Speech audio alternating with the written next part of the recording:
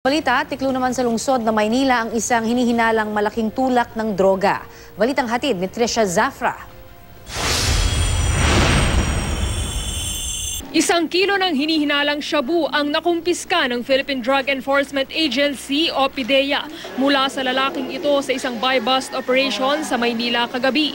Ang 47 anyos na suspect na kinilalang si Geoffrey Savalle, 2 buwan din daw minatsyagan ng PDEA. Nakikita namin ngayon nag-a-adjust din Nag-a-adjust din yung mga targets natin. Pabago-bago yung sistema. Kaya it will take us a much longer time para before namin makuha talaga yung mga targets.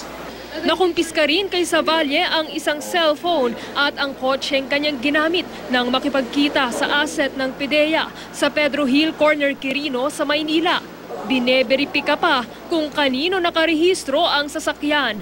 Nabawi rin ang 700,000 pisong marked money na tinanggap ng suspect bilang bayad sa droga na tinatayang may street value na 2 hanggang 3 milyong piso. Consider na high value target yung nahuli natin. At siyempre contributor to. Kung titingnan mo lang yung volume, kahit hindi masyadong malaki, pero 1 kilo, pagtataryahin mo yan, ang dami nang pwedeng mabiktima niyan po. May gusto ka ba sabihin?